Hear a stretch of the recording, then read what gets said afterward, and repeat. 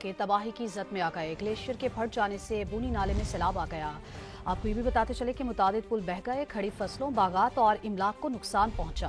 نشیبی علاقوں کے مکین گھر بار چھوڑ کر محفوظ مقامات پر جانے لگے۔ شیشیکو ویلی میں بھی سیلاب نے تباہی مچا دی، متعدد گھروں کو نقصان پہنچا۔ آبنوشی اور آبپاشی کا نظام درہم برہم ہو گیا۔ خطرناک سیلابی صورتحال کے باعث اپر چترال کے ہیڈ کوارٹر بونی میں مشرف پل دریا برد ہو گیا۔ سیلابی ریلے سے دریائے چترال ڈیم کی طرف بھر گیا۔ ادھر وادی کاغان میں مہانڈری کے مقام پر دریائے کنہار میں بننے والی جھیل کی پانی کی سطح مزید بلند ہونے لگی، جس کے بعد مہانڈری بازار کی دکانیں، ہوٹل اور گھروں کو خالی کرا لیا گیا۔ نالے پر زیپ لائن ڈولی کی مدد سے مقامی لوگوں کو اور سیاحوں کو منتقل کیا جا رہا ہے۔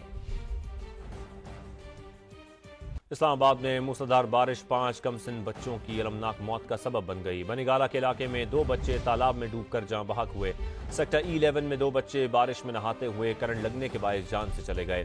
روات میں بھی ایک بچہ بارش کے پانی میں ڈوب گیا۔ بارش سے نالہ میں پانی کی سطح 11.5 فٹ تک جا پہنچی۔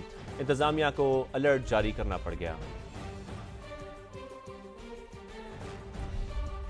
وفاقی دارالحکومت میں بارش نے 5 خاندانوں پر قیامت ڈھا دی۔ بارش کے پانی میں ڈوبنے اور کرنٹ لگنے کے 3 واقعات، 5 ہنستے کھیلتے معصوم بچے موت کے منہ میں چلے گئے۔ تھانہ بنی گالہ پولیس کے مطابق ڈھوک جنڈی میں 10 سالہ محمد حسن اور 12 سالہ وصال خان بارش میں نہاتے ہوئے زیر تعمیر تالاب میں ڈوب گئے۔ دونوں بچوں کی لاشیں تالاب سے نکال کر ورثاء کے حوالے کر دی گئیں۔ دوسرا المناک واقعہ سیکٹر E11 میں ہوا۔ پولیس کے مطابق 8 سالہ غلام اور 5 سالہ وقاص کھلے میدان میں بارش کے پانی میں کھیل رہے تھے کہ بجلی کے تار پانی میں آ گرے اور کرنٹ لگنے سے دونوں بچے ایک لمحے میں جاں بحق ہو گئے۔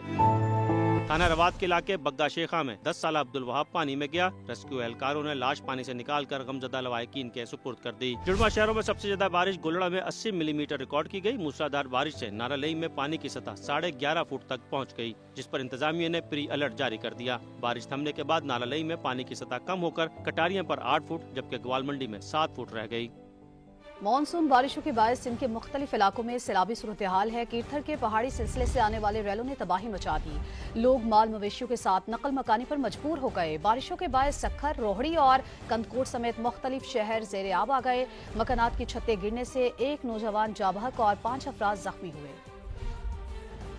مانسون بارشوں نے سندھ کو ڈبو دیا۔ مختلف شہروں میں سیلابی صورتحال۔ کیرتھر کے پہاڑوں سے آنے والے سیلابی ریلوں کے باعث کاچھو کے ندی نالوں میں طغیانی۔ جوہی کی 4 یونین کونسل کا زمینی رابطہ منقطع۔ لوگ مال مویشی سمیت محفوظ مقامات کی تلاش میں نکل پڑے۔ فیض گنج میں علی نواز کینال میں شگاف پڑ گیا۔ سینکڑوں ایکڑ پر کھڑی فصلیں ڈوب گئیں۔